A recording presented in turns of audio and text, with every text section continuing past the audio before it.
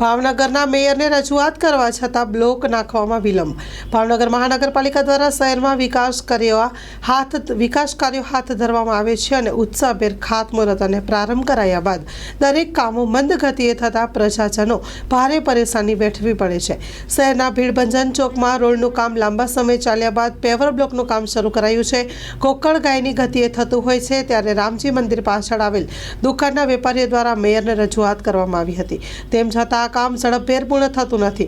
વેપારીઓએ રોષભેર જણાવ્યું હતું, હાલમાં રોડની સાઈડમાં ખાડા હોય, નાના મોટા વાહનો અકસ્માત સર્જાય છે, જેથી જલ્દીથી બ્લોકનું કામ પૂર્ણ કરવામાં આવે તેવી વેપારીઓ દ્વારા માંગ ઉઠી।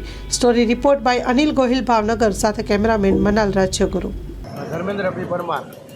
શું અહીંયા પ્રોબ્લેમ છે આપણે? અહીંયા છોકરાઓ બધા જે વાહન લઈને આવે ને એ બધા પડે છે અને આ 3 મહિનાથી બ્લોક નાખવાના બાકી છે, એ કાંઈ કર્યું નથી। અમે મેયર પાસે રજૂઆત કરવા ગયા હતા, લગભગ એને 12-15 દિવસ થઈ ગયા, 15 જણા ગયા હતા, હજી કોઈ ઉકેલ આવ્યો નથી। અહીંયા અડધે લગી તો નખાઈ ગયા। મૂળ આ કેસરીનંદનથી આ મયંક કોઈ સ્ટોરવાળો ઘટપટ બાકી છે।